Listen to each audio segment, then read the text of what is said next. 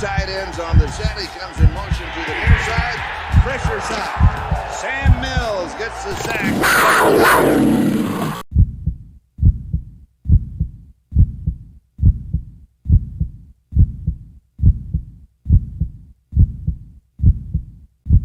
What happened between you and Talib on the field early in the game? I don't know. You gonna ask him because he didn't finish the game. Ice up, son. Ice up.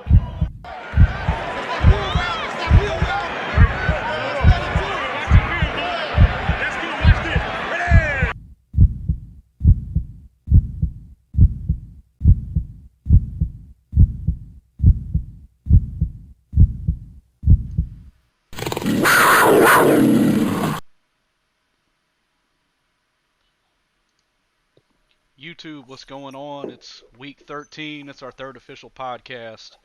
We're live to talk about Carolina versus the Tampa Bay Buccaneers. And Poppy, boy, we got a lot to talk about. It's been an eventful week, hasn't it? Oh yeah, man. This is your boy Poppy Dangerfield, and it has been an eventful week. There's a lot to talk about, and but you know, I'll let you kick off the first topic. All right, let's go ahead and just dive right into it. Frank Reich is gone, and boy, was I wrong Sunday evening on the podcast. Yeah. Hey, look, I was wrong too. I thought for sure the offense looked a little bit better. I was like, all right, Frank might keep his job. Boy, was I wrong. We looked more aggressive. We did. Me personally, I feel like he did everything he could to try to keep his job. But Tepper was like, no. And for that, all I have to say is this. I'm going to drink one for Frank. Pour a little out for the homie. Thank you for your efforts, but we no longer need your services. All right, now up next is who? Chris Tabor? Chris motherfucking Tabor. Sounds like a yes man to me. He sounds like a special team coach. God. You know what I'm saying? So I will say, I will do a mid-cut here in the middle. Guys, when you join in, I've got the link up. If you're watching live right now, feel free to join in. You can chat with us, get a little conversation going. All right, go ahead, Poppy. So, like we were saying, I felt like Frank should have kept his job, but at the end of the day, it's a business. We already know how Tepper is. We got it wrong, but now we have to move on, Yeah. Go ahead. Do you feel like well, I'm not going to get into who they replaced him. How do you feel about Frank? How do you feel like his performance was? He definitely wasn't worth the money. He wasn't worth 11 months we had him. You build all this hype that we're going to bring in the best coaching staff around our draft pick to develop him. And, I need a microscope to see anything that was developed. All I've seen is Bryce Young run for his life, look uncomfortable pre-snap because Frank Reich wants to run an archaic offense that's not going to cut it in the NFL. And that's why he got fired. And not this day and age, yeah. It's not what he was trying to do. If it worked, he would still have his job. But obviously, we need some type of adaptation to the offense to the current NFL. And again, we gotta adapt our offense to our strengths. And our strengths right now are not in the pocket. So we gotta improvise and create opportunities. Roll out, throw the defense off. We were so one-minded.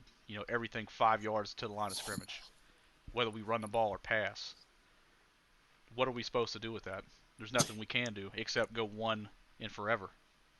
Yeah, but the type of offense Frank runs is a West Coast style. We knew that, and then once Tepper came along and started talking analytics, I already knew how it was going to be.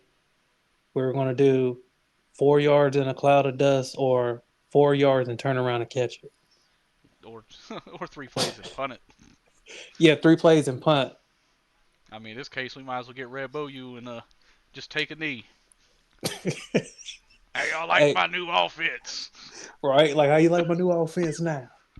Like, it's... But, God, I'm glad he's gone though. Like I said it 2 weeks ago, and I kind of flip flopped the last week. I mean, it's good. Fire him now. Granted, it's our sixth coach technically, but start that search early. Yeah, but I don't see anybody that will want to come in a situation with a second round pick. There's so many rumors about who they're trying to get to come in. And there's one rumor that I'm hoping is not true. But you know what? He seems like he would work out with Tepper. Yeah. And you know who that is? Who? Bill O'Brien. Mm, That's the guy that was rumored now. oh my! There's just so many rumors. Yeah, it's gonna continue till we hire somebody. I mean, me personally, I'm hoping for um, one of the Johnsons, Brian or Ben. And everybody's sleeping on Brian. Everybody wants Ben Johnson, from Detroit. But look what Brian's done with Jalen Hurts. Yeah, but you know who Tepper probably gonna end up getting? Who? Lincoln Riley or something. Yeah, some fucking. He'll do something. He'll do something crazy. If we will know if Tepper's hand is off the team based on the coach that is selected.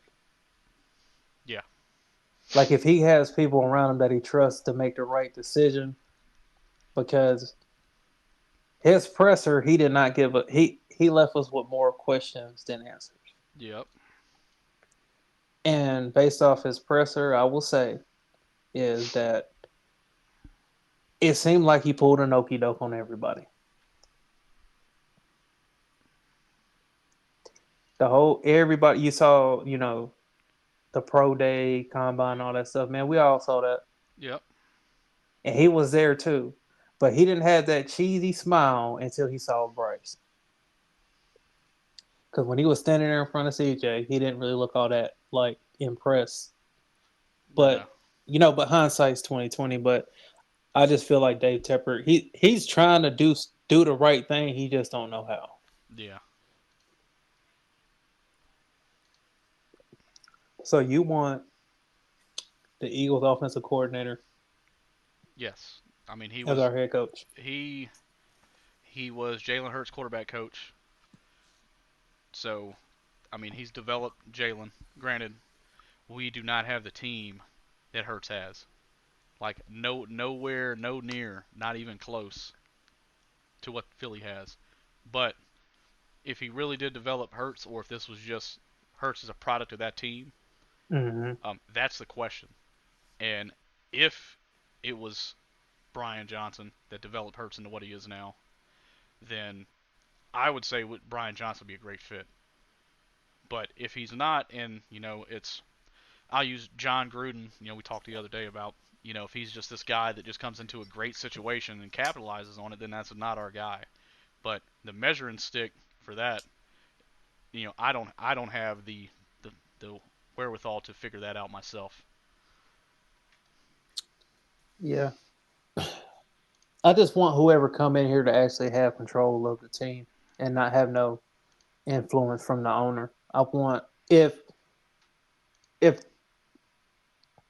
whoever we get next don't produce, we already know he's gonna get fired. So yeah, how long of this we're gonna go? Like if we hire any one of the Johnsons and they get here and let's say we keep losing, like he's gonna get fired.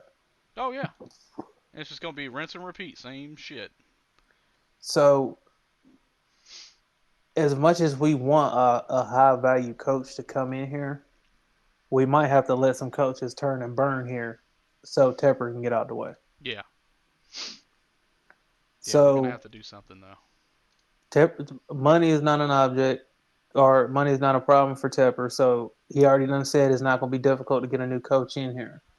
I feel like he's gonna, after Frank's vanilla offense, which it ain't really vanilla because if it worked, it moves down the field. Yeah. He's gonna want something opposite of that. That's why I feel like he's gonna either get somebody from college or he's gonna bring that air raid with Cliff Kingsbury to Carolina Panthers. He wants a strong defense and an explosive offense. So what do we do? I mean, whoever we fucking hire needs to be, the coach for the next, 5 to 10 years. We can't keep going through these damn coaches like this. I just, I don't honestly, I don't at this point. I don't know. Now, with Tepper too, because he's firing his coaches like that. It's like the ink on the dang on contract ain't dry yet. You Yeah. gone. So a lot of people ain't gonna wanna, especially like if they have family or they got close ties to another team, they're not gonna want to come here for like what? Just imagine we start 0-7 next year, he's gone. Anybody's gone. Yeah. 7 weeks. We're not gonna get nobody. We're gonna have to get some hot shot guy that wants to prove that he can do it in the NFL. Yeah. Or we're gonna have to get somebody that has a bad reputation. You know what? It wouldn't even surprise me if he even tried to bring Gruden in here. It wouldn't surprise me, man. I hope not, man. I really, really hope not. That's one thing Gruden did was run the ball. So yeah, but he hasn't done. Yes, Gruden won a Super Bowl. That team won that Super Bowl. He just happened to be at the reins. He didn't develop that team. He didn't build that team. That team had a great defense, and that defense is what won that Super Bowl. Oh yeah, but so we get. I'm gonna ask you the question of if we get the offensive coordinator from the Eagles that developed Hurts. Yeah. Hurts' talent is different from Bryce. Absolutely. So, how do you see this working? As far as developing Bryce? Yes, because Bryce is not athletically gifted like Hurts. So it's all going to be what we surround him. It's all going to be what we surround him with as far as players. He's not a guy. He ain't no Cam Newton. He ain't going to go out there and I don't give a fuck who he's throwing the ball to. I'm throwing for 400. Yeah. He's not going to be. It's 4th and 3. You know what? I'm getting that first down. That's not Bryce. So it's all going to be. We need a power back. We need to establish a run. We need some decent receivers that we could pick up in free agency. There's only a few good ones that aren't over 30. And we're going to have to spend some money to get them. But none of that matters if we don't fix the biggest question mark, and that's the offensive line. You're 100% correct. I'm a big advocate about the trenches.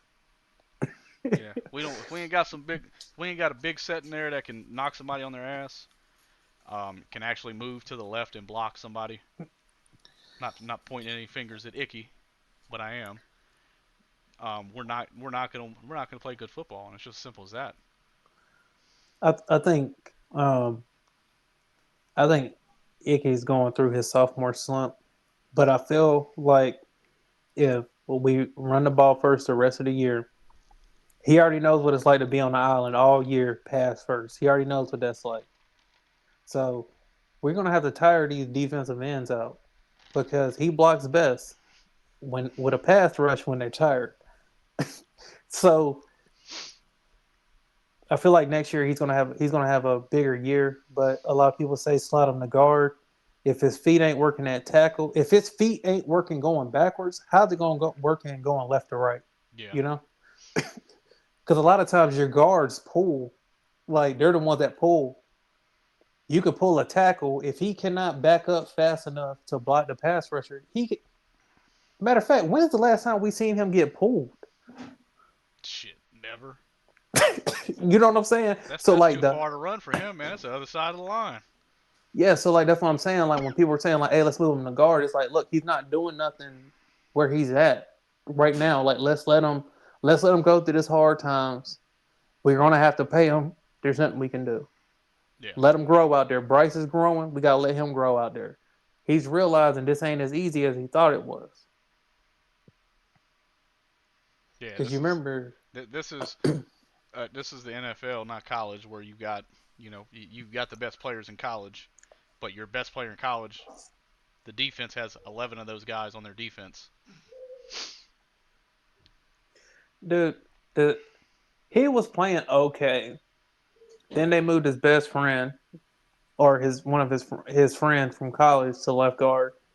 And you remember I told you I said Savala played really well at right guard, but when they moved him to left guard, he started playing really bad. Yeah. I don't know if they're like, hey man, we got this, like let's do our thing and like doing their own thing or whatever of like, oh man, I don't need you to help me with this guy. I got this guy. You know what I'm saying? I don't know if the communication with them two is like they have that trust where, you'll let somebody go one on one with somebody if you trust them.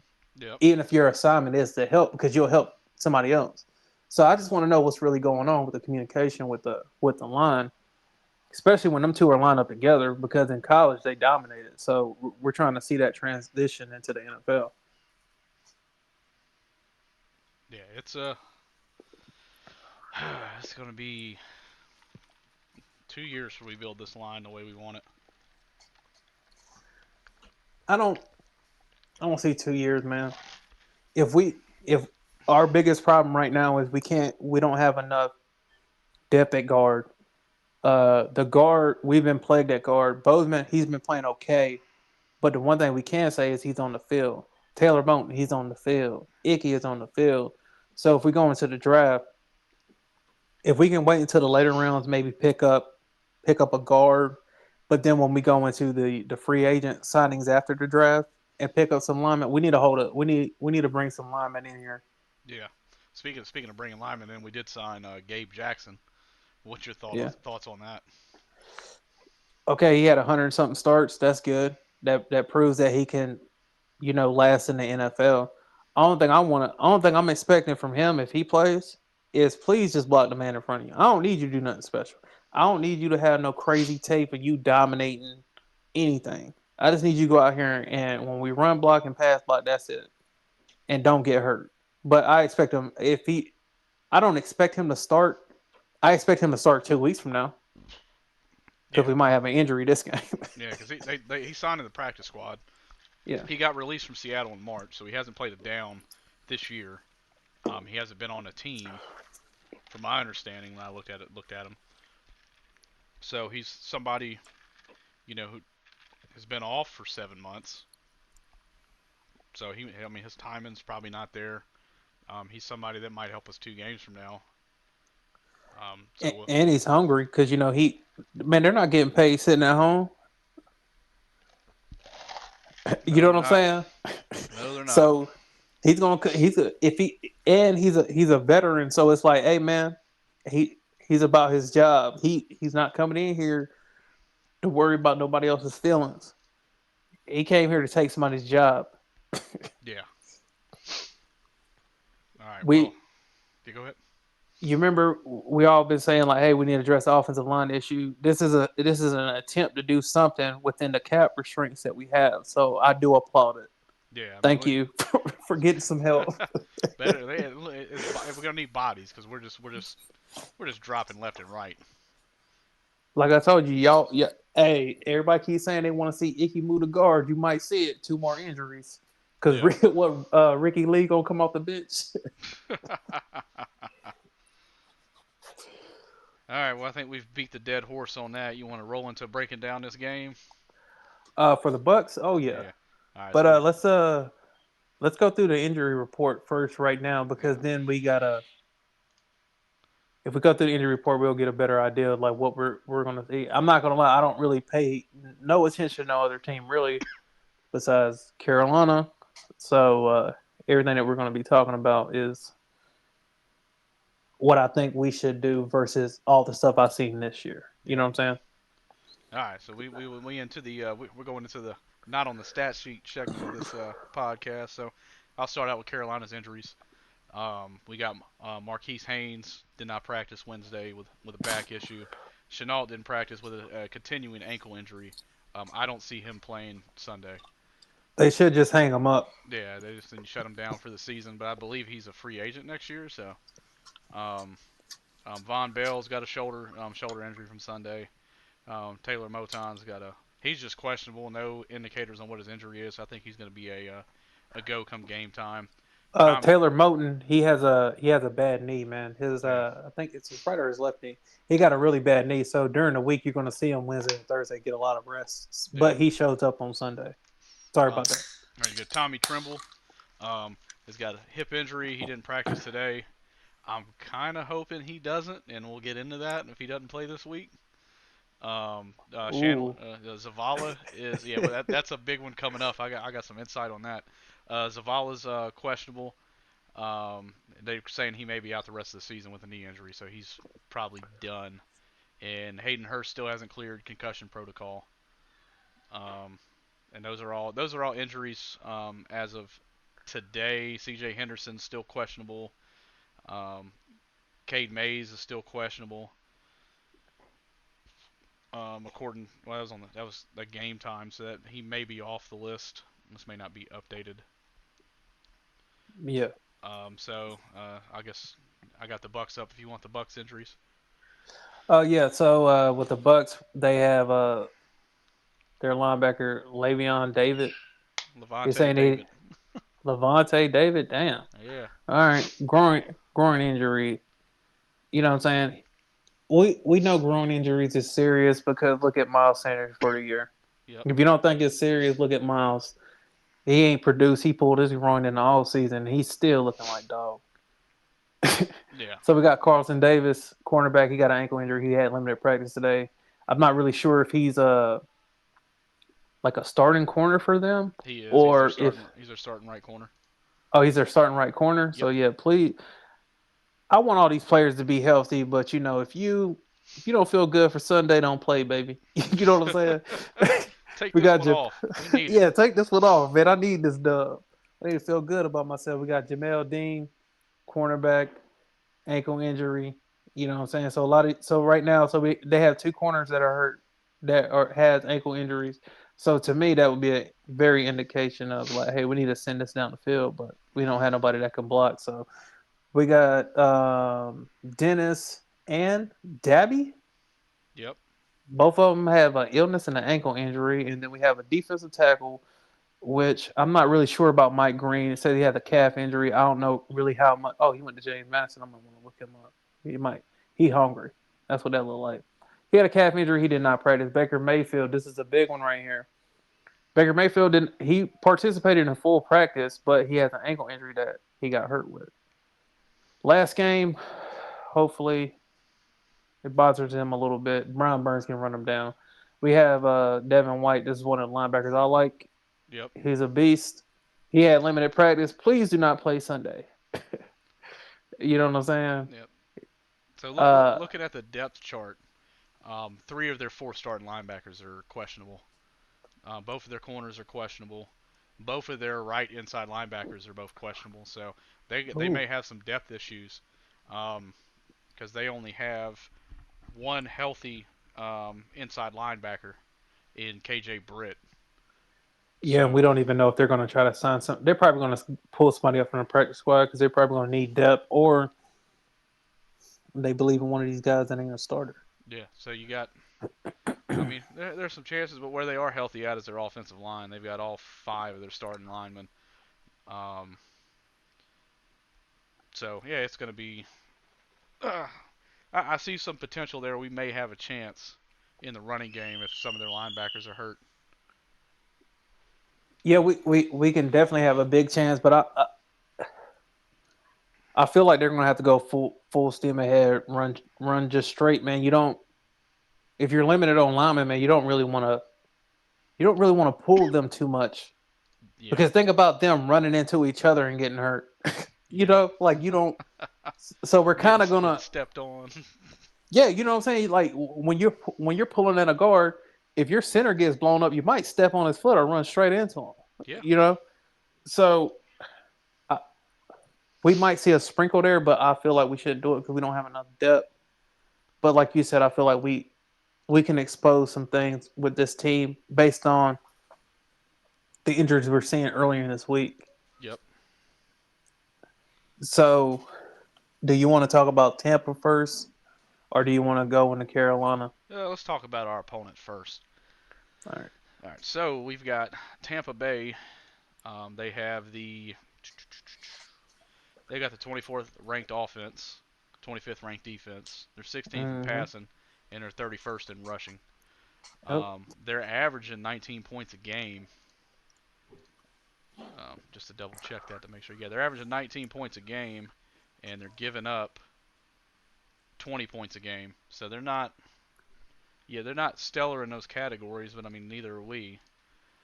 So I like our chances there. We do have, and I didn't know this, and I didn't even think it, but we do have the 6th ranked defense, which is a little surprising. I figured we were mid level, but how bad the offense is, it's kind of overshadowed it. Dude, 30th and 29th. Come on Yeah. now. It Now, don't matter. We don't even need to say which one is what. It's both bad. yeah. But Baker Mayfield's having a decent season, 2,500 yards, 17 touchdowns, seven picks. He's been sacked 26 times, but his rating, he's got a 91.6 rating this season. So, man, I wish he'd have put numbers up like that when he played for us. Well, by the time we was running the ball like that, it was Sam Darnold's show. Yeah. So, I mean, receivers, we've got Mike Evans. He's having a decent year. He's got 9 touchdowns. 91 targets. Obviously, he's his favorite target. He's also a free agent next year. We seen Mike Evans for 10 years. We already know what we're getting from him. He's Yep. going to show up and he's going to play. And if we get caught slipping, for the love of God, please do not put CJ on him. Put anybody else but CJ. Don't put Dante on him either, because you know what's going to happen on a run play? Dante's going to be on his back looking up because he got blocked. Yeah. Because, I mean, that's Mike Evans is a really good run blocker. Reminds me a lot of Steve Smith on run plays. I'm hitting you, I'm hitting you, I'm hitting the ref. I'm hitting everybody. I like Mike Evans a lot because through the 10 years he's been there, one thing you can say is he does stick up for his teammate and quarterbacks. Yeah. Now, when it comes to the running backs, I mean, they got Rashad White. He's not. He's pretty good. He played for Arizona State. I watched him out here. He's okay. Like out here in college, he played really well, and in the NFL, he's playing okay. But if we sleep on him, man, he gonna bust us up. Yeah, he's got 559 rushing yards, averaging 3.6 a carry. He's got 4 touchdowns. He's only averaging 50 yards a game. I got a feeling that's going to be about 80 to 100 this game. Only if Mayfield opens up the run with the passing game. Our corners are going to get tested. I mean, this will be a test for Troy Hill, I think. Oh yeah, I think honestly, man, Troy Hill, he's gonna set. I feel like he need to come back. Yeah, he had a decent game Sunday. Probably the best game from our corners as far as that position. Because Jackson just looked terrible, but he's going to get tested. He might line up on Cade Cotton a little bit. They're tight end. He's having a decent season. He shouldn't. He might end up on Chris Godwin. I don't see him lining up on Mike Evans at all Sunday. Man, we got to pick our poison of who we gonna. We can't let Godwin get loose. Well, we can let him get loose because if he's down the field, sometimes he drops the passes. But all that short stuff, we can't let him get because he's very proficient at catching those type of passes. Yeah.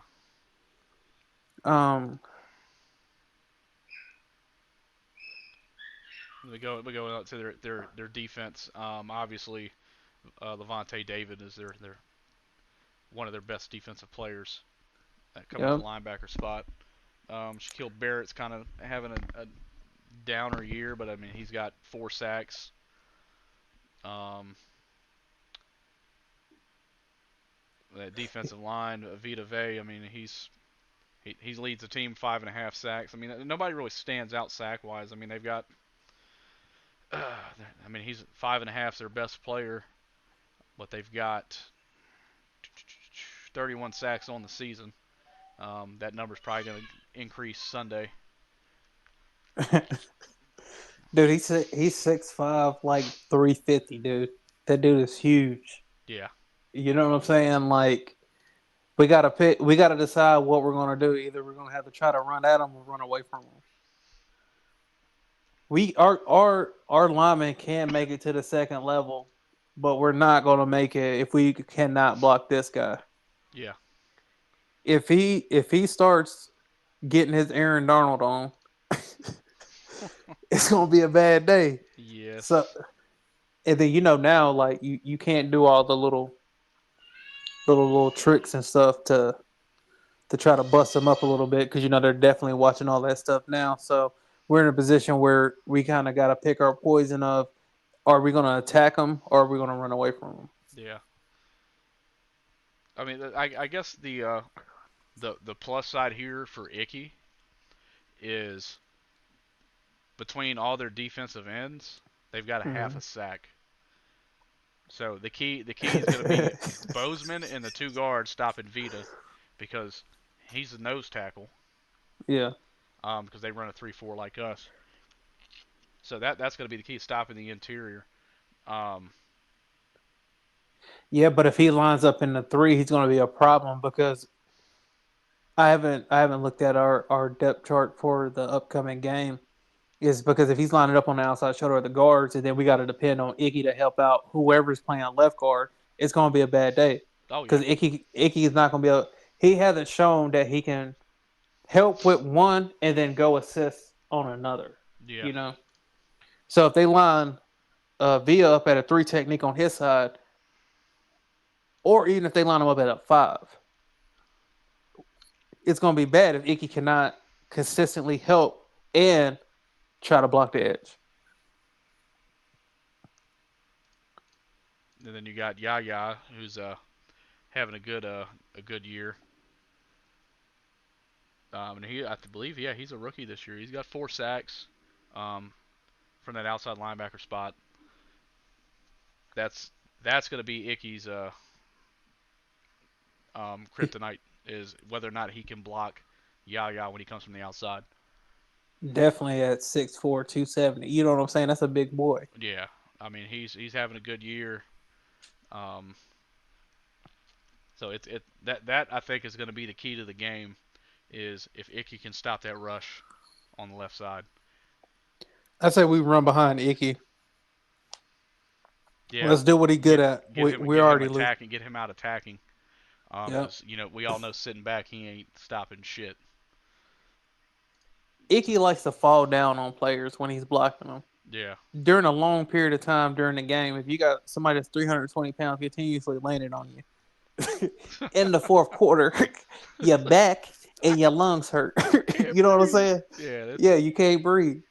So that's going to be the key. I'm excited to watch, and that's what I mean, I know you're the offensive line guru. I'm the skill position guy, but I can't wait to watch that, because that's going to make or break our game. I think is it stopping that outside rush on the left side. I would not say I'm a guru, because if I would say I'm a novice to football. We all are, because if we was very professional, we would be in the league either coaching or helping the team out. So I would say I have great knowledge with it. Yeah. And you're 100% right. If we cannot block this edge, if we do not get Icky confident in this game, it's going to be a super long day for Bryce. Yes. He will continuously have to roll out to the right. Once he does that, we will see the safety come down, and Bryce is going to get tore out the front. So this game is basically on Icky. Yeah, I think it is. So,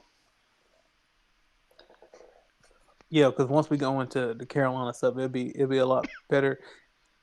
Yeah. We'll be able to talk more, because like I said, like, I'm not really familiar with anything. I watched probably like 15 minutes of their all 22. That was like the first series in their defense. And I'm like, okay, like this Tampa. Tampa's been the same team since Brady was there. Nothing changed. Only thing that changed was the quarterback. Yep. They've been running the same defense for the last 5 years. They've been running the same offense for however long. This is a NFC South rivalry game, divisional game. We need we already know our opponent. There's no secret. The only thing we're going to have to be able to do is go out here and try to perform Yeah. and hope that some of these guys do not play. Because if they do, it's going to be a long game.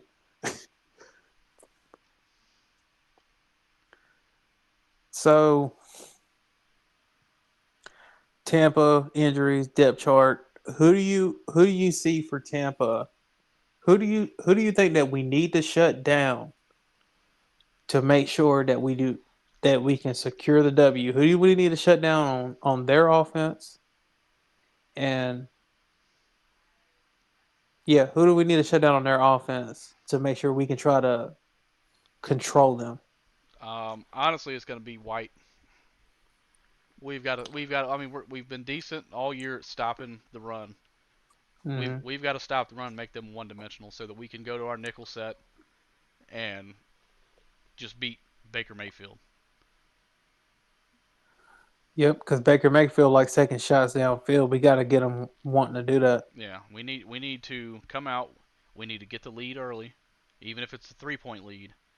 We need to make them be aggressive and pass the ball. We need to shut down the run.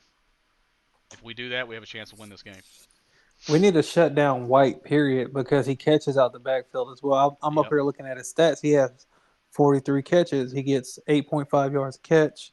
His longest catch is 43, so we know he has some wheels. Yeah. You know what I'm saying? So it's like, okay, like basically, like you said, we're going to have to keep him in check because we cannot let Baker Mayfield start play action on us because he does have a cannon. He can throw it down the field. Yeah. We want him to throw it down the field if Tampa does not have a running game. That means they're one-dimensional. Yeah, and as far as the running game, that's their only player. Yeah. Like Baker Mayfield's second in rushing yards. That's it. And those stats for his receiving tells me that he's the dump guy when we cover everything deep and Mayfield has nobody open. That running back is the dump guy. With that many catches, that's his safety blanket. Yeah, I think we need to. Man, I kind of like when Louvu roams the middle of the field. I kind of don't want him to have to be on. I'm thinking Jones should be on because Jones is a little bit quicker than Louvu. Yeah. So I could see if we see 40 on the field a lot. I'm assuming like, hey, he's gonna be on White, Yeah. like White on Rice. You know what I'm saying?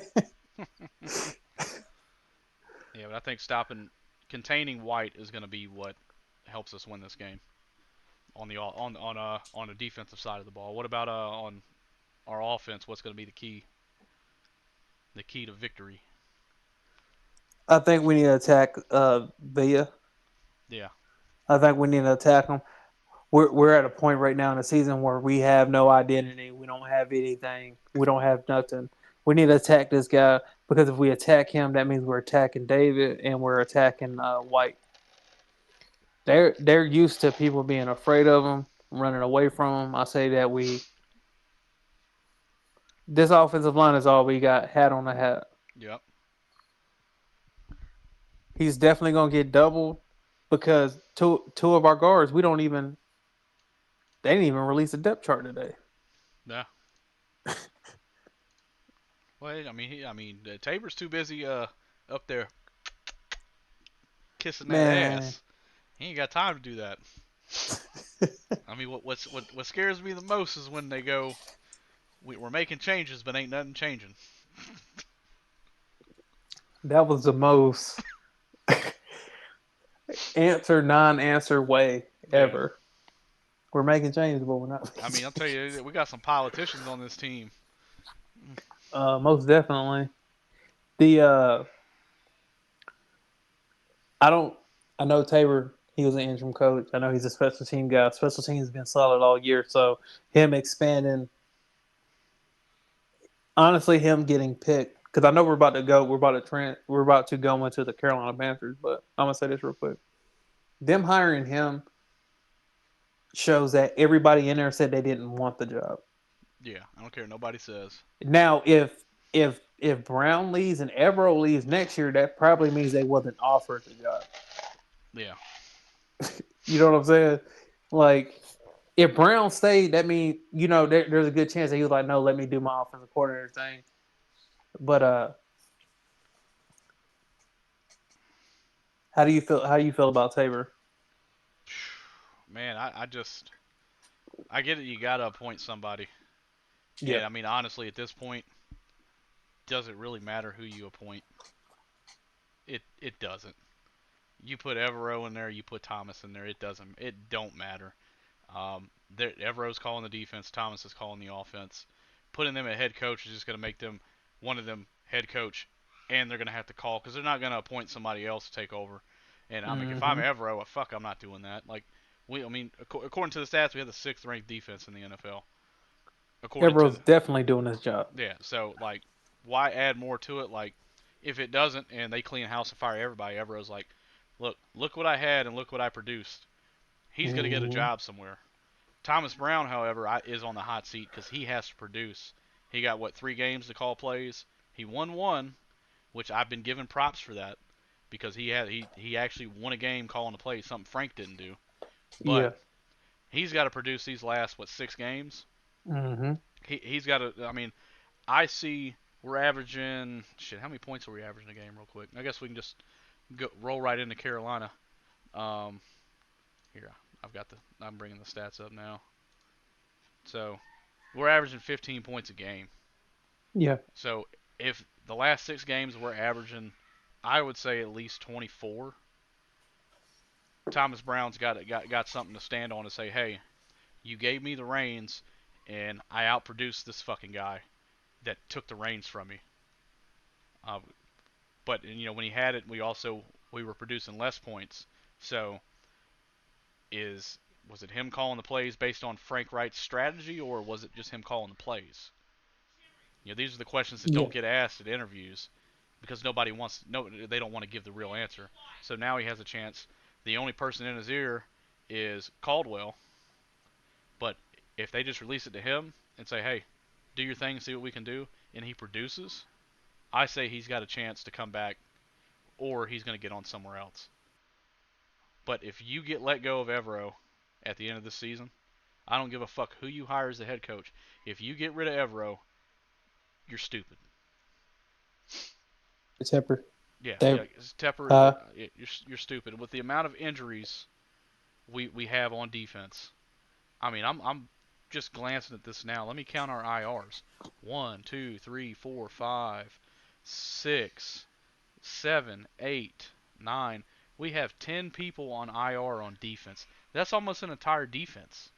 Yeah, look at the offense. It's the same thing. It's like, dude, we got injuries after injuries. Oh, we only got 2 on IR. Chris Brady and how about them Falcons, Tony?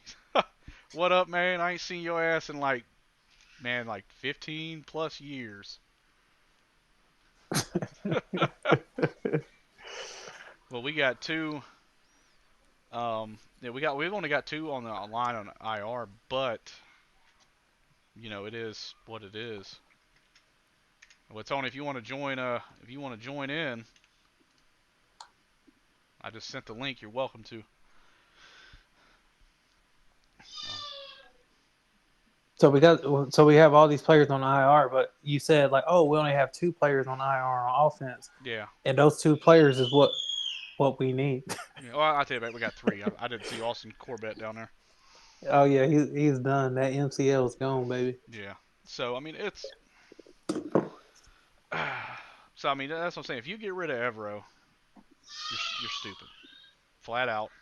If you're gonna retain anybody, you retain Evero. There's no reason to have. I mean, and if you have a new coach come in, and whether it's Ben Johnson or Brian Johnson or John Gruden or John Madden comes back from the grave,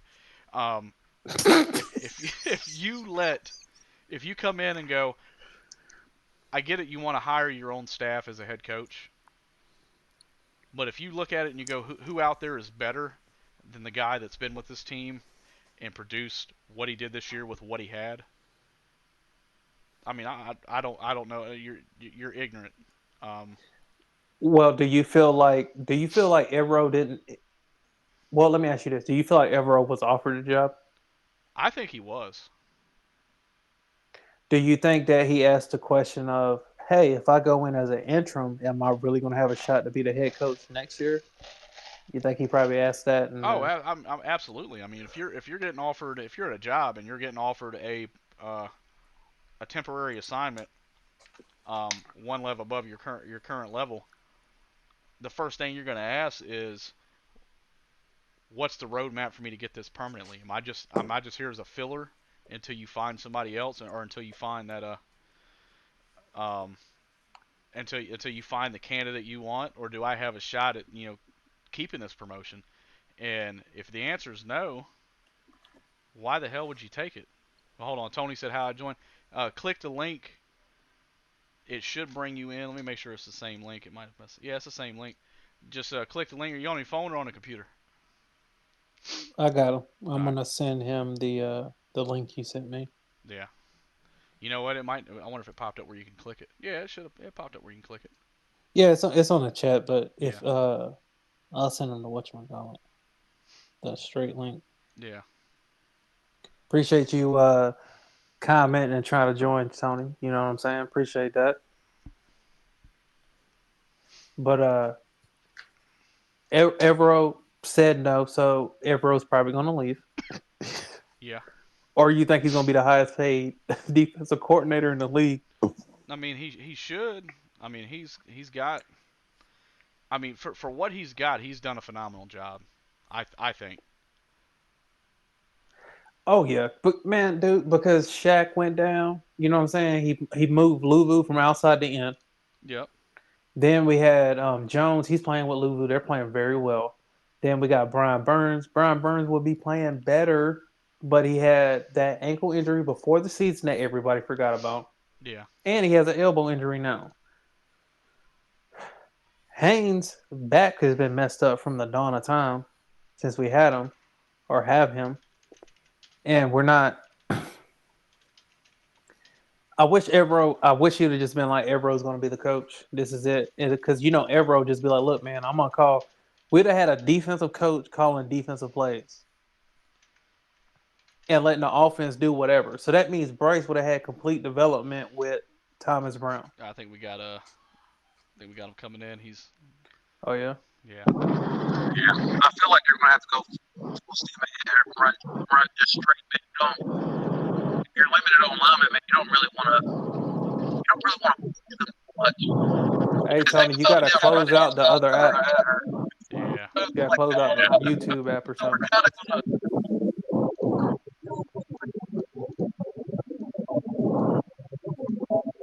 Hey, we can't hear you, big dog. Only thing we hear is wind. Hey, Tony, if you can hear me, there's a StreamYard app. If you download that,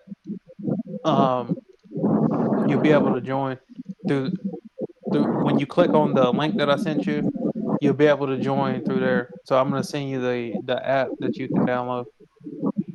All right. Oh no, we hear you now. What's up? Yeah. I don't know if I'm messing up y'all chat, man, because I can hear y'all talking 2 times. I don't know. Oh, close close the YouTube. Yeah, close YouTube. All right, hold on.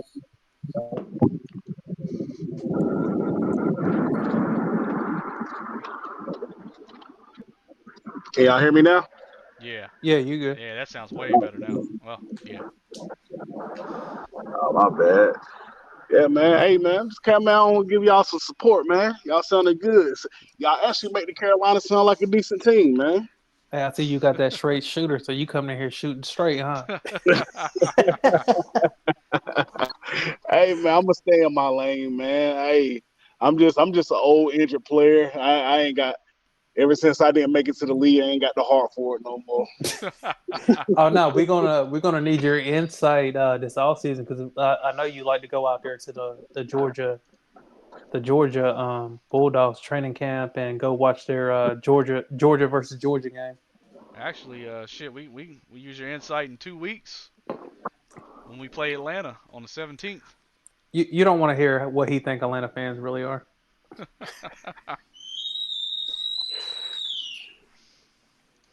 Hey, ill. He don't went out. Yep, he didn't cut out. Hey, you know what? He's driving through Georgia right now, so he probably ain't got Yeah, real he good probably had it. service. Hey, Tony, we'll keep you in here and then just chime in whenever you got service, man. But so Evero, they should have gave him or offered him the job. But also too, I feel like Tepper probably didn't offer him the job because he's already doing such a great job at defense. He already knows he's gone. Yeah. Because you remember in the offseason they said, hey, we better get this guy now because next year he's going to be gone. So they already know he's going to be gone. Yeah. So I mean, you try to retain him because I mean you don't want to give him the job and you know he's getting canned at the end of the year anyway, and then he's like, or you go, well he's the interim, he's good. We're going to just demote him back to defensive coordinator. You Yeah, know freaking. But you know what? You know what I have to say about all that? what's up? Shout out to Frank Wright. Yep. Al cracking carbonated water, man. I don't drink like that. hmm But yeah, so it's so that's my whole thought on that. Like Evero and Thomas Brown's got something to prove. Like, are you going to be an offensive coordinator? Or are you just going to fade into the sunset at the end of the season? It's a make or break time for him. Evero's already proved that he's a good defensive coordinator. Yep. So I mean, he's got just finish out the year is all he needs to do. And either they're going to be smart and keep him, or he's going to be a really good defensive coordinator for another team. Something else to do. Or we're letting great coaches go. We're letting great players go. That's the new philosophy of the Carolina Panthers. Well, I got this question for you. I'm pretty sure you're going to give me some great insight. Yeah. If we're firing coaches and we fired Frank Wright, we fired our running back coach and assistant coach, Yep. we fired our quarterback coach, why is James Campton still on the team? He's our offensive lineman coach. He's been the problem all year, and our offensive line has been a problem all year. I thought we let him go too. Nah, man, I just pulled it up on the coaches on the website. He's still up there. Well, Frank Wright's gone. So I know it's updated. They just got like a blank photo up now, head coach. No, they got Chris Tabor looking like he don't want to be there. He got that weird I don't want to be in the picture smile. Man, the only person that ain't smiling is Thomas Brown. Yeah, it's so all good, Tony. Oh, what happened? He said his service trash. Oh no, it's all good, man. I appreciate the love, man. Just hit that like, you know what I'm saying? We trying to do something here where we talk about the Panthers, and since Tony's a Arizona Falcons fan, when we play them, we're gonna roast you too. just kidding. But do you? So we got Tabor. We got Tabor as our coach. I know we keep circling around that, but yeah. We have Tabor as our coach. He's basically done said he's gonna stay out of the way. Thomas Brown's gonna be calling plays. He's the offensive coordinator. Yep. We got Parks Fraser. He's the passing game coordinator, right? Yep. What is your expectation? You know what? I ain't even gonna say expectation. What is your thoughts of the team going into to play the Bucs? My expectation is we gonna come out. We're not gonna see the same fight we saw last year when Steve Wilkes took over, but I think we're gonna see the dynamic of our offense change.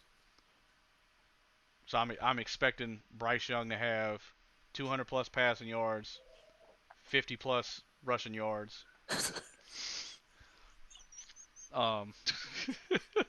Defense is going to keep doing what it's doing. Except I'm hoping we force some turnovers because we're hurting in that category. Yeah.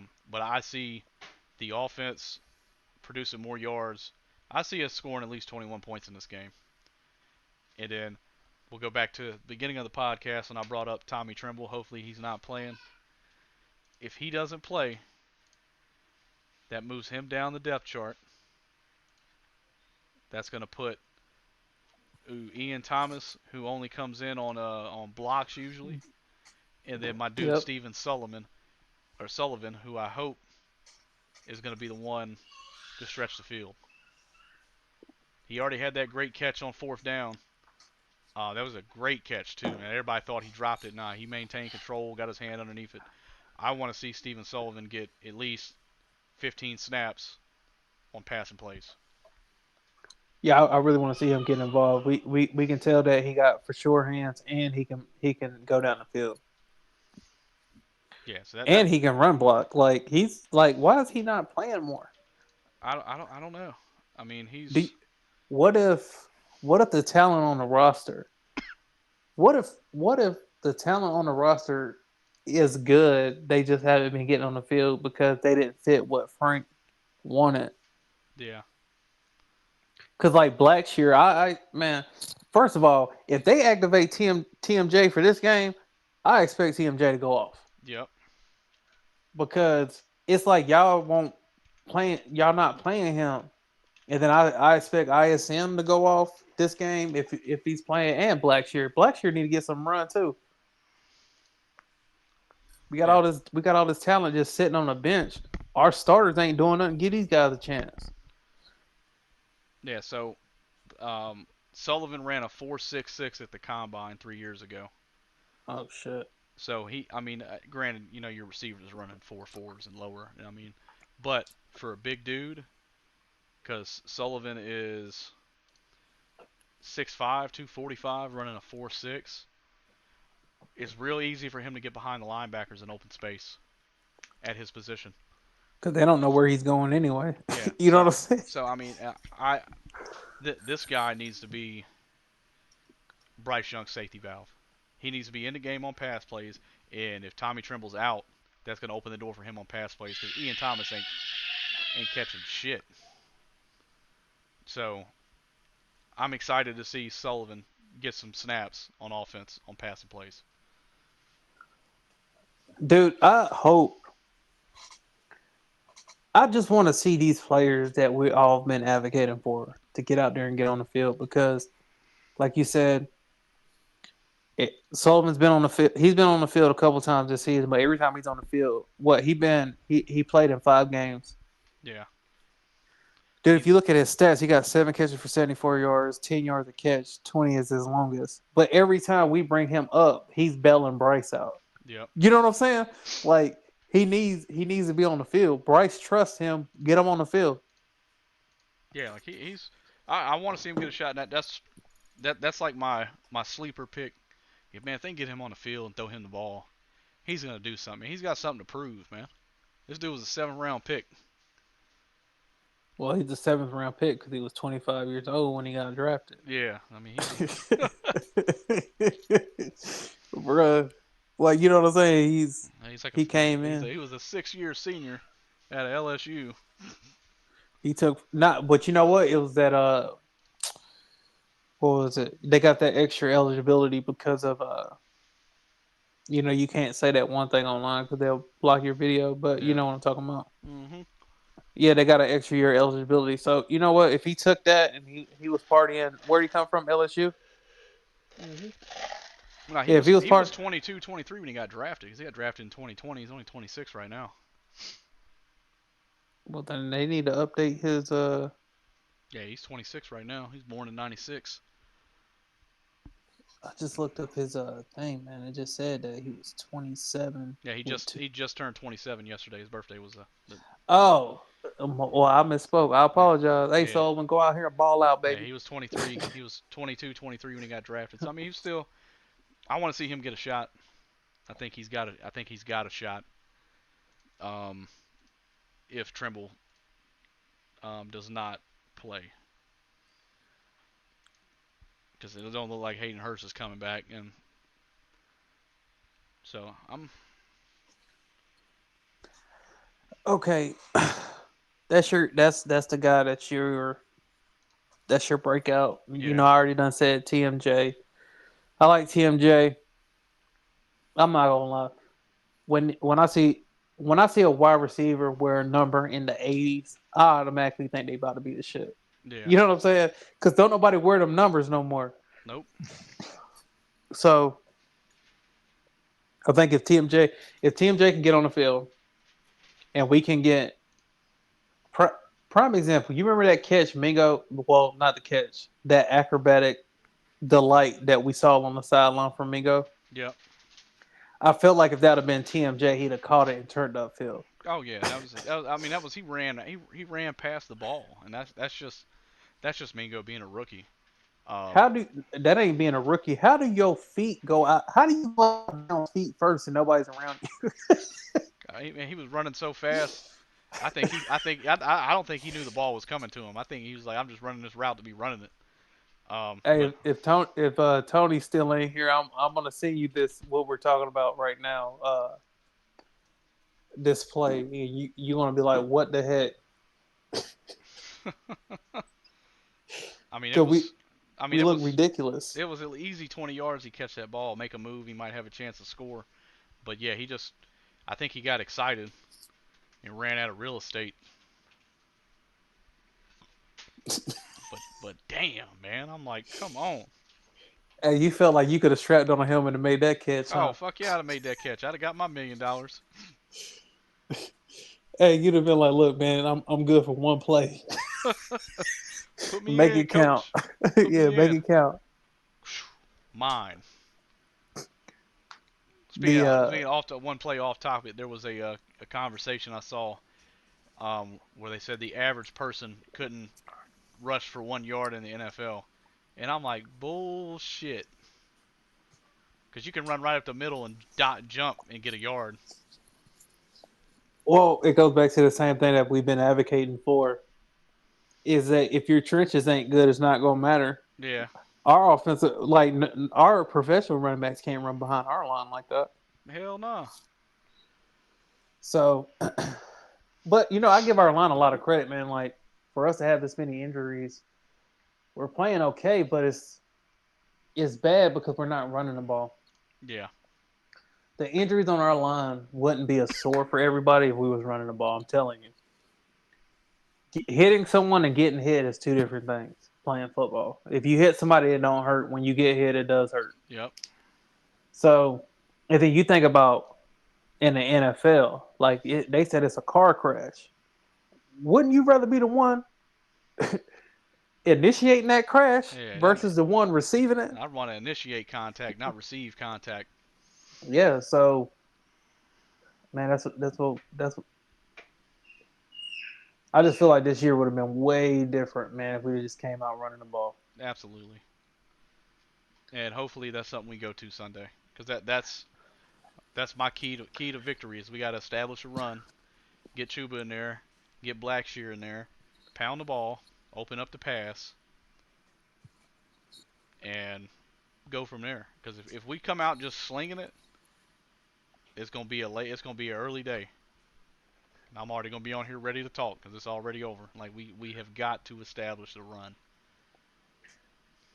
Man, we got to establish it like our life depend on it. Like we have to, like, what is it?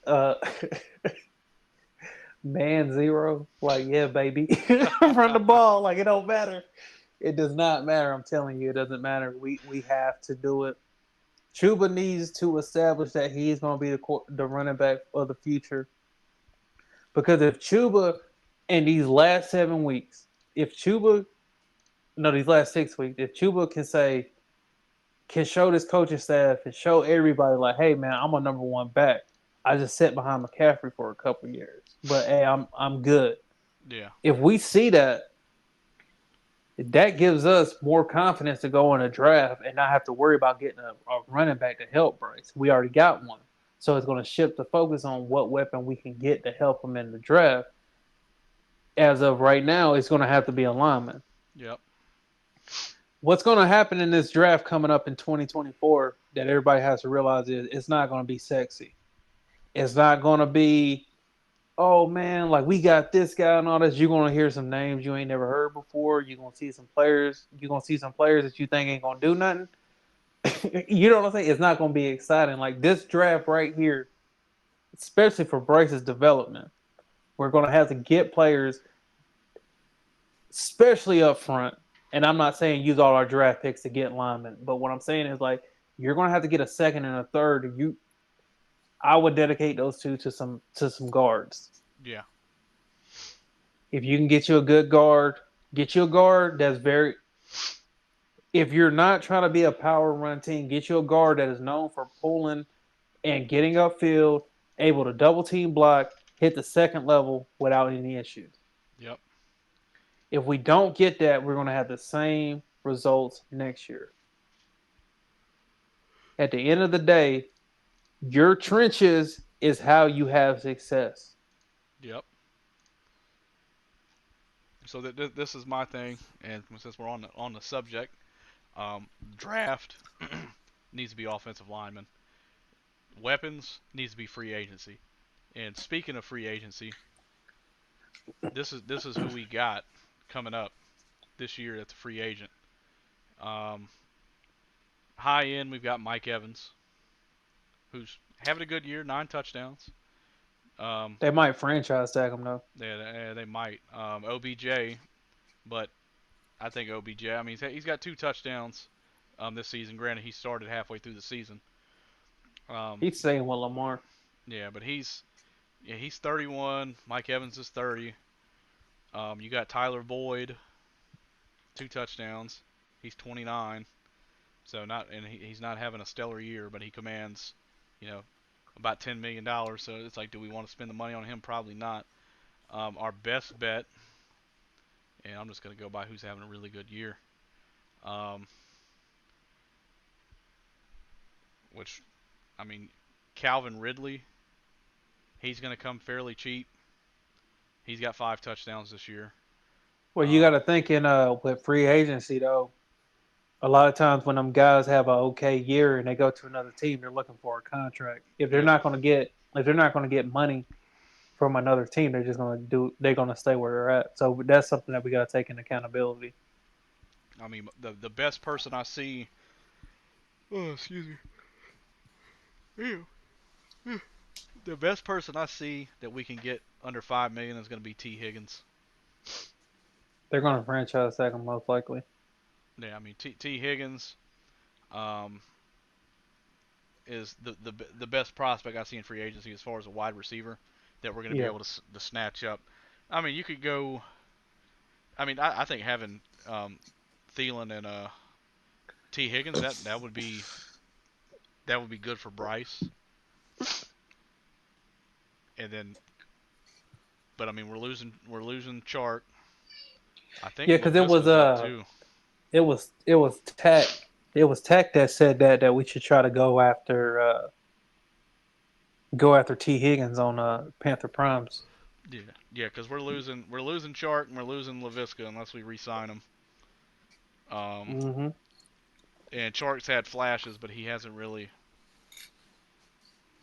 done. I mean, he's got three catches. I mean, I'd like to re-sign Chark, but we're looking at $5 million to keep him at least. Well, you got to think about a lot of players that are here. Think about this. Chalk ain't really perform. Yep. He's going to be able to leave. They're going to try to hand him, let's say, a crappy contract, right? Yep. You know what he can say? You can franchise tag me or I'm walking. Yeah. So a lot of these guys that are on their contract year, especially going into next year, they're the ones that have the leverage. You know what I'm saying? Yeah. Tepper got endless money, but he ain't got salary cap money. You gotta and what I mean by salary cap money is like you have to be in the cap in the NFL. You can flex it like how the Chiefs do, but the Chiefs win, so it's easier to disguise it. Versus how we're doing like right now. If you was a free agent, would you come here? It depends on the money. I mean, you got to remember too. Carolina's got a state tax. Yeah. But if you're a resident of South Carolina, though, the tax is a little bit better, isn't it? I don't know how the tax works. I'm pretty sure if you work in North Carolina, even though if you live in South Carolina, you still got to pay taxes. So yeah. But I mean that's where it's at. I mean, we got our weapons are gonna have to be got in free agency. I mean, really all we need is receivers. I mean, I see if we can re-sign Shark and get T Higgins, I think that gives him a few more weapons. There's not really any tight ends in free agency that are worth. How long we got Hurts? Hurts? Yeah. Hurts, a couple years, I think. Yeah, so the tight end, they're not going to attack that. I just No. think that he's not healthy this year. That's why he's not performing. Yeah. And plus, two, you're already getting paid, so why am I going to bust my body up? We ain't making the playoffs. You know what I'm saying? Yeah. And I mean, now for as far as running backs, I mean, I think we're okay at running back. If we had a better offensive line, I think Chuba would be. Chuba can be 1,000-yard rusher. And maybe a healthy Miles Sanders, he could be 1,000-yard rusher if he's healthy. But Miles might want to leave since Deuce is gone. Yeah. But I think Because we got Miles under contract for 3 more years after this year. yeah, we got him on a under contract, but if he's, who are we to say that if he's not injured? You know what I'm saying? Because he pulled his groin this year. The only reason he came here was for Deuce. Yeah. And now Deuce is gone. Yep, and you already know, Tepper gonna be like, "You'll ride that bench. I don't care." Yeah, because I mean, I'd rather have him than eat the dead cap, or only if which how much is he making? Let's I thought he was making $5 a year. Let's see what he's counting against us. So base salary. Let me try to find him. I want the whole damn thing. Here, let's do it. Well, this is not what I want. Hold on, my bad. Yeah, it's all good, man. This is our show, baby. We do whatever we want. Because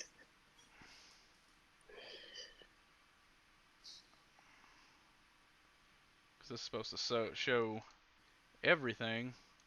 Let me just go back in. There, you know, why is it doing that?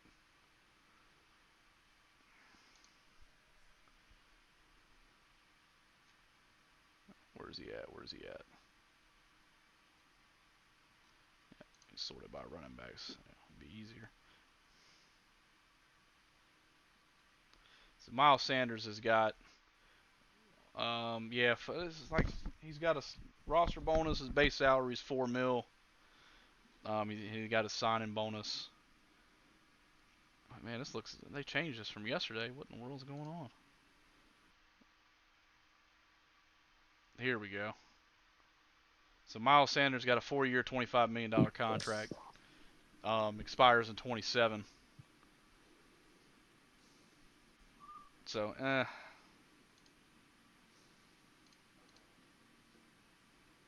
yeah, so I don't. We're either gonna have to eat it or he's gonna have to play. I'd say even if we did a 50-50 split, I mean that's gonna be like $3 million that we can't use to sign somebody because we're paying for him to play on another team. Because nobody's gonna take that contract full on. It's not how trades work. So, yep. I mean, we are gaining a lot of dead cap space next year back, but I mean we got 57 million in dead cap space this year. It drops down to 1 million for 2024. So that's going to free up a lot of cap space, but we've got to get out of the habit of, paying teams to play against us, because we were paying so much for McCaffrey to fucking flourish in San Francisco this year. Yeah, he freaking. I don't know what the problem is. Like why we can't. I think that we had it so good for our franchise so young that right now, like what we're saying is, this is the downfall. Yep.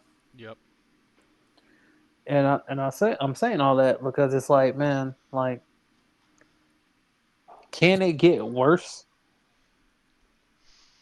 Yeah, it's kind of hard to get any worse than what it is. So with that being said, it's like, it's only up from here. Yeah. So I say we keep Miles. And if we go into a run first offense for the rest of this year, especially going into next year, and we have Chuba and Sanders, that is a good duo. Yeah. They're decent enough. Let's say they both get 900 yards apiece. That's 1,800 yards rushing. That's good. Yeah. You know what I'm saying? Like, I'm fine with that. I don't need a running back that gets over 1,000 yards. That's good if they do, but if we got two running backs and they can get close to 1,000, and let's say they're getting 7, 8 touchdowns apiece, I'm 100% fine with that. Yeah. Because that means that means later on in the future our cap ain't gonna be tore up because we had to pay a running back an expensive amount of money. So just I like this tool. So if we were just to restructure Taylor Moton's contract from 29 million to 20 million, Yeah. that would free up. We'd have 48 million in cap space. If we can do that one, we can re-sign. We can re-sign Brian Burns. I don't think Derek Brown. We've got Derek Brown for one more year, so we don't have to worry about him till next year or till 2025. Yeah. So he's We gotta good. sign Luvu. Yeah, let's go to Luvu. Luvu's going to be, I believe it's his contract year. What about Deion Jones? What about him? I think he signed a 1-year deal. Let's see, Luvu's not here signed, so I think we have to sign Luvu before. Yeah, Luvu's not here. Let's see if we can. I'm gonna screen share this so that everybody can see.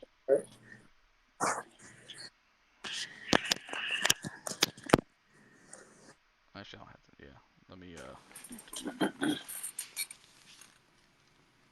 Don't want that.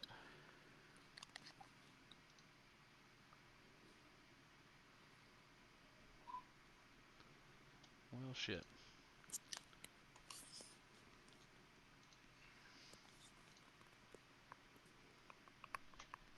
I don't want browser. My bad.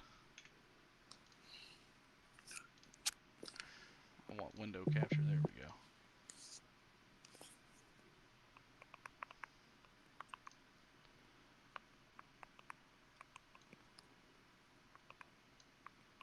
Alright, I'm almost ready.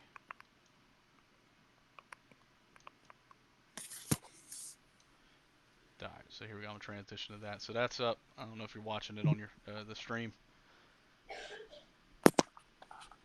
Yeah, I'm watching it. Alright, so just by restructuring Taylor Moton, we saved $9 million. It gives us $48 million in cap space. Mm-hmm. If we let's see, you don't have the option to. Let me see if I can go to 2020. So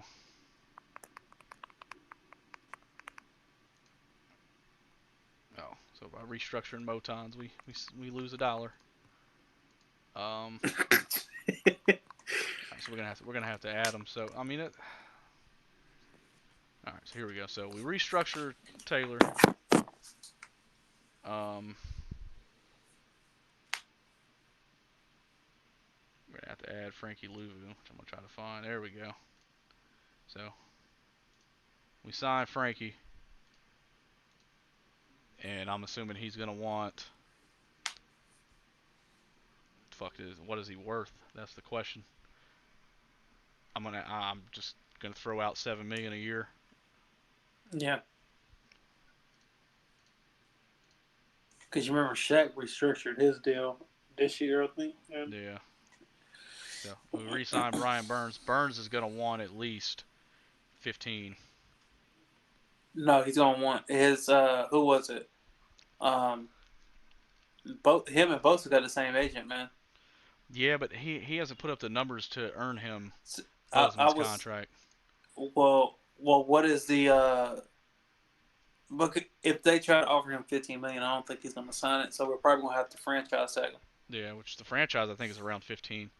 All right, cool. So that works. If we tag him for 15 for this year, yeah, that leaves us 26 million in cap space. That's enough for us to go. I mean, we got all these people. These are all.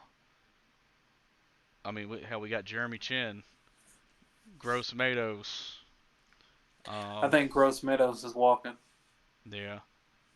I mean, some of these guys aren't going to cost that much, but the big one is right here. Where'd he go? Okay.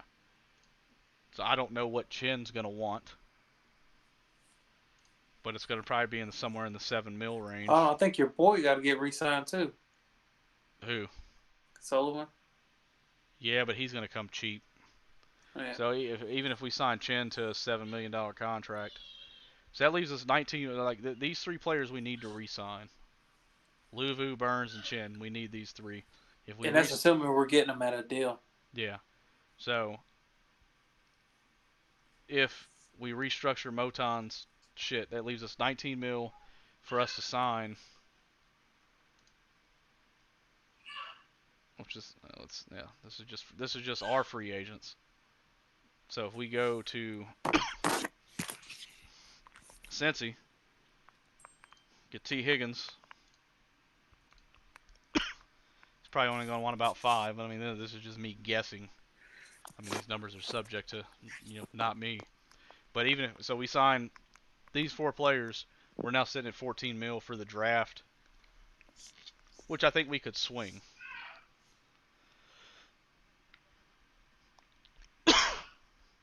I think we could swing that.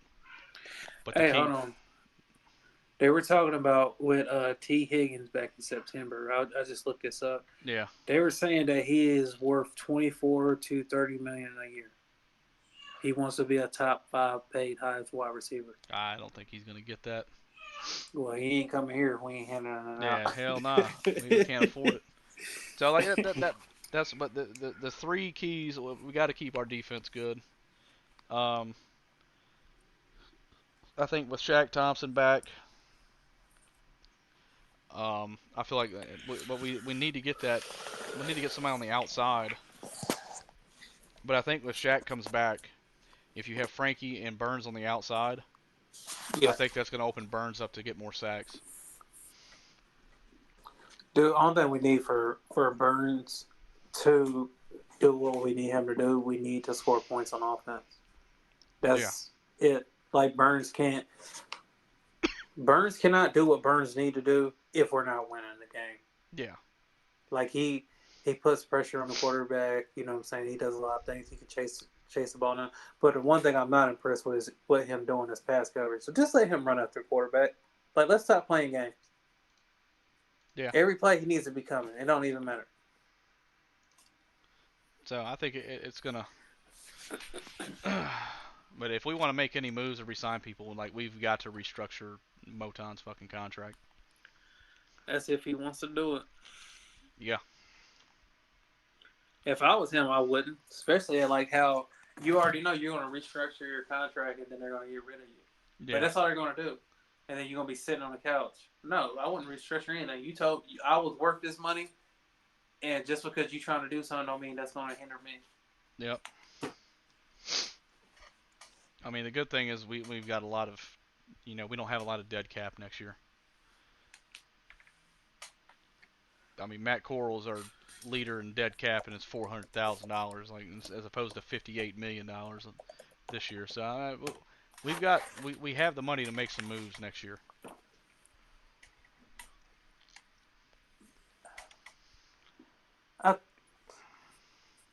We got the cat to make moves, but I just feel like we have one problem in all of this, and it's not going to be addressed. It's not going to be addressed until we start winning, and I don't think we're going to win at that point.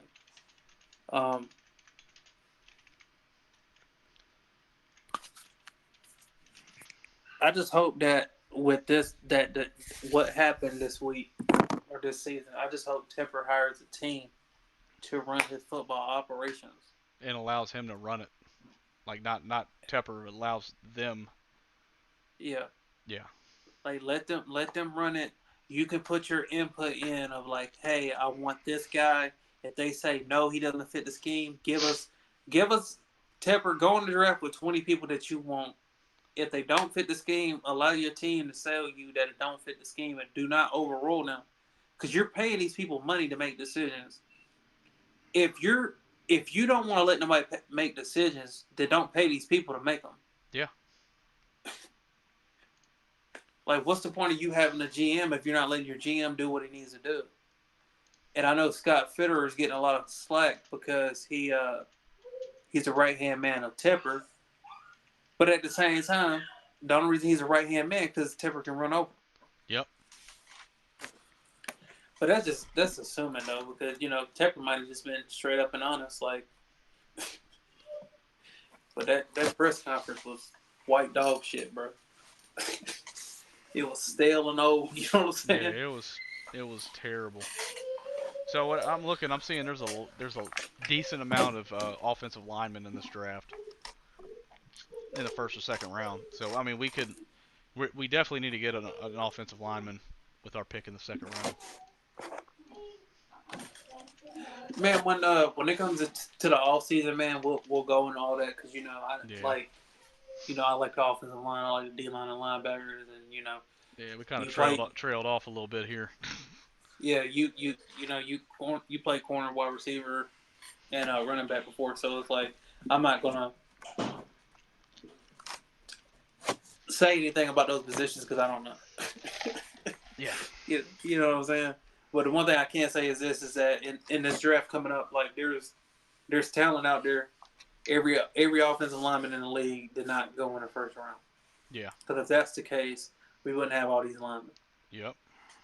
So, I know we got off course with everything, but what's your the real all of this back end? What is your prediction for the score of the game? If we win, I think we're going to ball out. I think it's going to be 27-21. I'm going 21-14. You know what? 21-17. I think our defense gives up 2 touchdowns. They bend, they don't break. Baker, this is kind of a revenge game for Baker because we did send him. No, we released him, and then he went to the Rams, right? Yep, he went to the Rams, and he got picked up by Tampa Bay. Yeah, so I think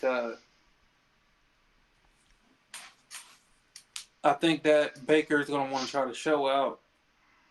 Which, if he tries to show out, he's going to try to take a lot of deep shots, which is going to give our secondary chances to create turnovers that Frank was talking about. Yeah. And so, what if we can get? Go ahead. Oh my God! Oh, if we lose, that means Vita's going off. That means our offense is not moving. It's stagnant. Thomas Brown didn't work. Bryce ain't working. No, like if we lose, 42-7, and we get a touchdown at the end because they're playing prevent. If we lose, I see us losing 28-6. Ooh, no touchdowns. Yeah, I see us no touchdowns. If we're gonna lose, this game's gonna go. We're either gonna ball out or we're gonna have 2 field goals. It's gonna be 28-6. Who's your impact player? Who's the player that you want? That you're not somebody should watch. Who are you going to be watching during this game? On offense? Yeah, and that's if they're active. So I'm going to need 2 players. All right. So if, like I said earlier, if Trimble's out, Sullivan's my guy to watch. If Trimble plays and Sullivan doesn't get in hardly any snaps, it's going to come down to Chuba. Is Chuba going to get 100 yards or close to 100 yards rushing? Shoot, Derrick Henry almost had 100 yards rushing and now almost lost. Yeah. So, yeah, I can see that, man. If Chuba goes off, man, I want to see Chuba run like how he ran on Detroit last year. Yeah. He shows flashes of that, don't he? Yeah, I mean he has times where it's like, man, if we had a decent offensive lineman that didn't miss his block, like he's getting 10+ yards. He's had a few runs like that where it's just like one more block, or somebody not missing assignment, and we're good. Like the play's there, the guys just aren't executing. And then we have plays, which is not his fault, where it's like, why are we running this? And he's getting hit in the mouth when he shouldn't, or he's getting hit as he's getting the handoff. But I think, he shows flashes where he can be 1,000-yard back and be consistent. Man, I wasn't a fan of Chuba, but this year he's really growing on me. My player to watch, I'm gonna go and run it back. I'm gonna say Miles Sanders. Yeah. I think this right here is a wake up call for Miles of you got your boy fired, man. You know? Yep. Like show us why he said you should come here. I expect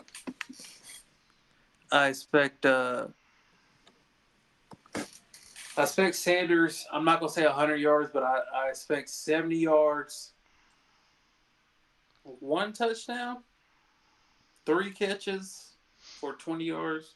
Just right up under 100. But he was effective all game. That's what I see. TMJ is activated. I see TMJ going for 80 yards. 5 catches, maybe a touchdown. But all his receptions, I feel like, are going to be big plays if it's not taken up by Sullivan. Yeah.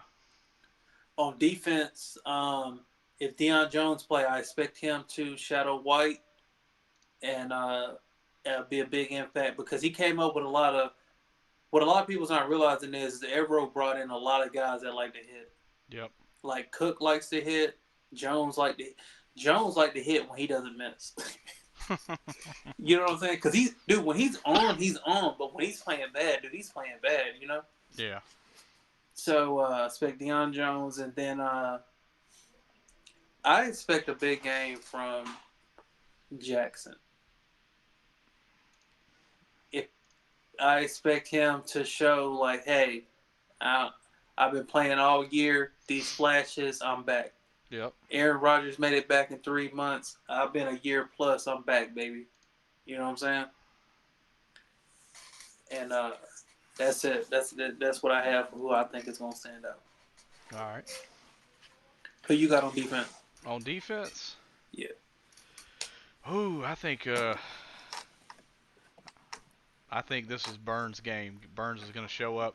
Showed a little flash last week.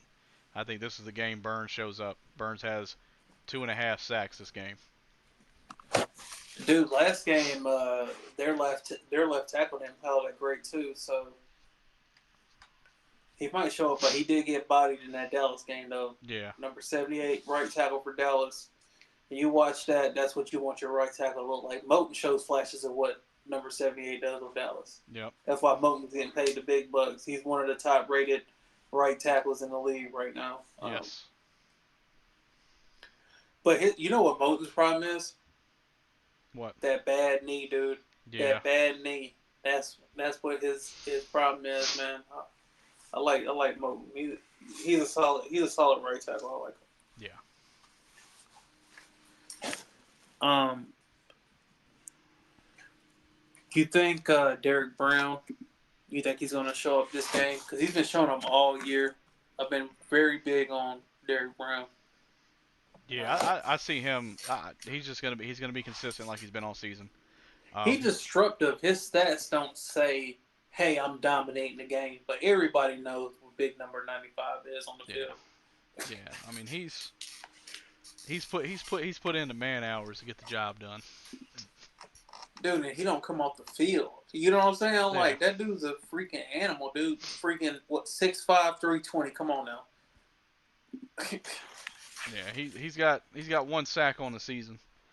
Yeah, but like I said, it's not the stat sheet with him. It's what he does. He clogs up holes. He takes 2 linemen out to free up a blitzing linebacker. You got to double him. Yeah. Yeah, it's the things that are not on the stat sheet when it comes to Derek Brown. Facts. So when everybody see him get paid a big contract, don't be like, "Wow, his numbers don't stick out." Go watch the film. You'll see him. Yeah. A lot of his tackles, he's chasing down on the opposite side of the field. Yeah, and here's the thing. He's second on the team in tackles too. Yeah, he's a beast, man. Yeah. Well, we drafted Derek Brown. I was high on him. I was like, that's a guy. I said that's a guy that can. Now do I like the move that he went to defensive end? Not really, because they made him lose weight. They were trying to get him to lose weight, and then they told him to beef back up. Like, come on, man. Yeah, that's.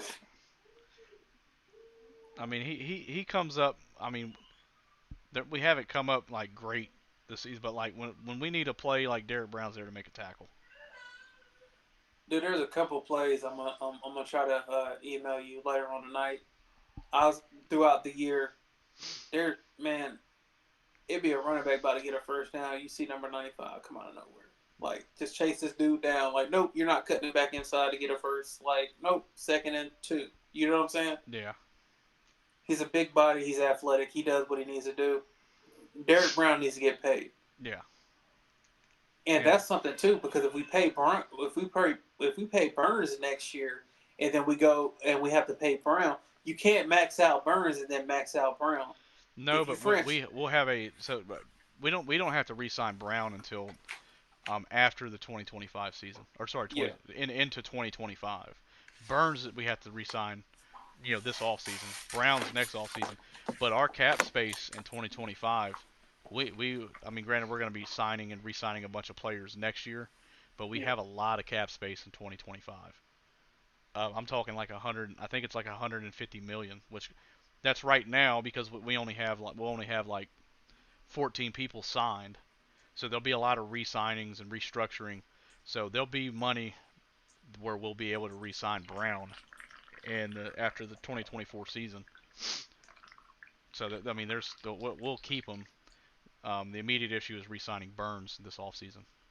Well, you got to take into the consideration with the cap is if we end up drafting another quarterback, we're going to get hit. Oh yeah, so like that's something else that everybody got to realize. Like, hey man, we got to ride with Bryce for the next 4 years, no matter what. Yeah, like Bryce is it because we can't get rid of him. It's a lot of dead space. I guess the plus side is we're not going to have a first overall, wanting. 7 to 10 million a year. Yeah. Because we don't have a first overall pick. Now it's starting to look very clear. Like Bryce, I think Bryce already knew this offensive line wasn't that good. That's why he wanted to get that guarantee. Yeah. He's used to playing behind big linemen. And another thing about Bryce, what people need to realize is he's a yard back further than a regular quarterback. Yeah. Just for everybody to notice. He looks like he's a yard back, and his delivery angle has to be over the lineman. So that's just food for thought for people that's watching Bryce. Man, the dude, he's good. The flashes that you see, you're not appreciating because we're not winning. Yep. If we were winning, if we were competitive all year, the little flashes you see of Bryce, you would be excited. But it's the fact that we're losing that you're not excited. And it doesn't help that CJ's going off. Yep. CJ went to a better situation. Well, he went to they had a running game already. That was already established. Yeah, that's our running game and offensive lineman is what is hurting us. And that's why it's not fair to give an evaluation on Bryce this year. Also, it goes to show when you got an all-pro left tackle, things change in the NFL. Yep. Because they got Larry Tunsil. He signed a big contract. He's a good player. I like Larry Tunsil. He came from Ole Miss. Like I said, I'm off of the lineman guy. So like I like watching the linemen do their thing. But dude, Tunsil's way better than Icky.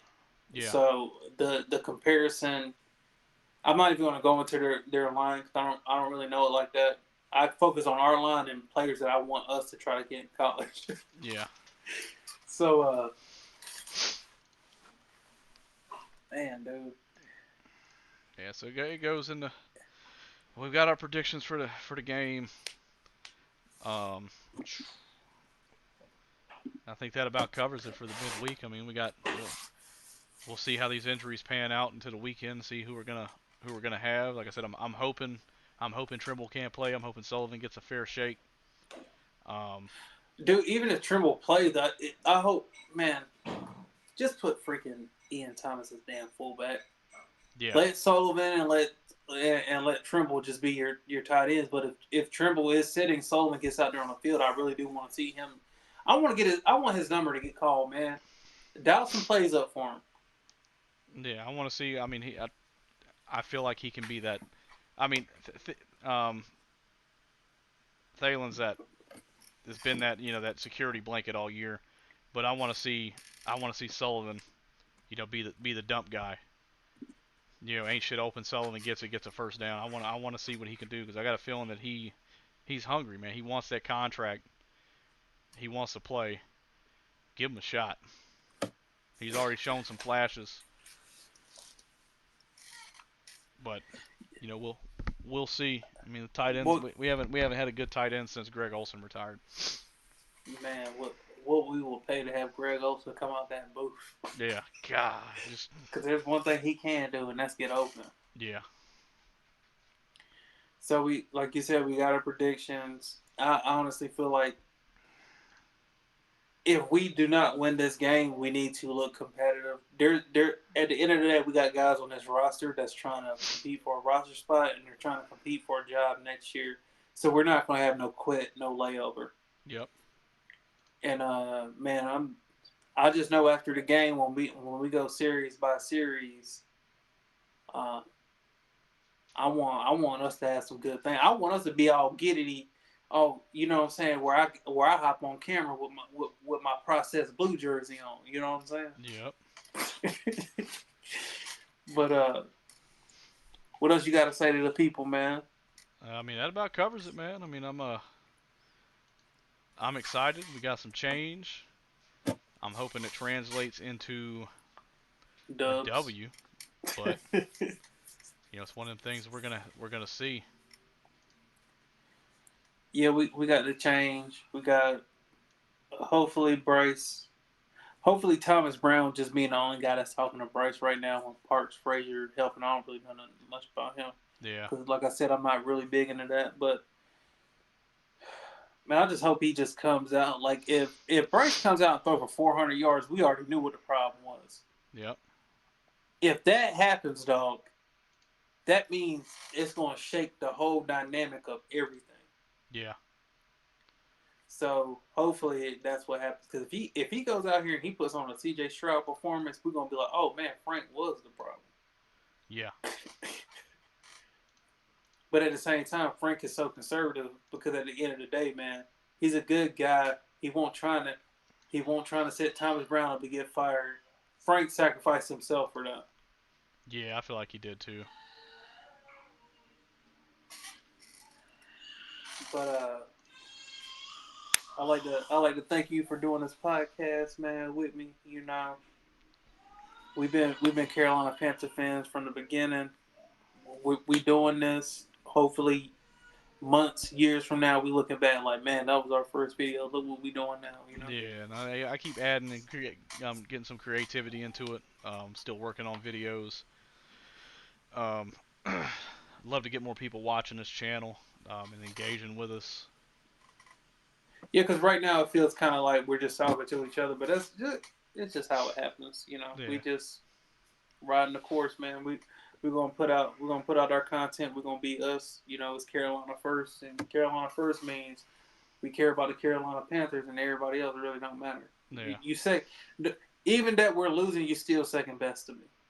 You know what I'm saying? Like we still number one, baby. Poppy always gonna be on.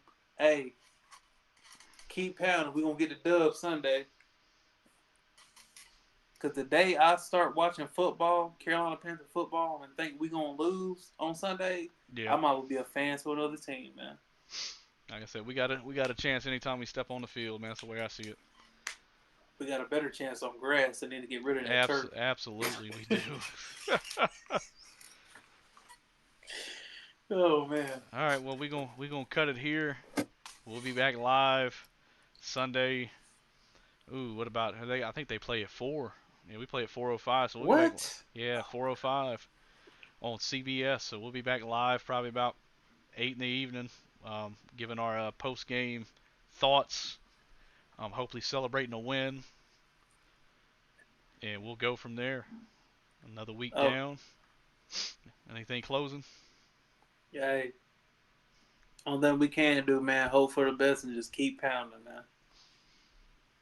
Keep pounding. Well, I got a little outro video for you, what it means to be a Panther, and we're going to roll with that right now.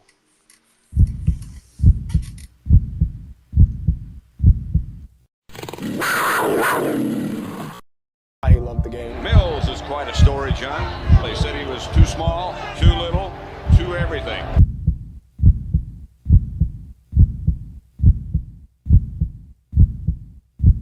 Two tight ends on the set. He comes in motion to the near side.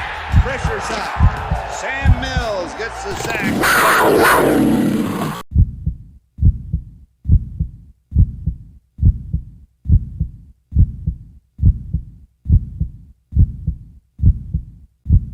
What happened between you and Talib on the field early in the game? I don't know. You gonna ask him because he didn't finish the game. Ice up, son. Ice up.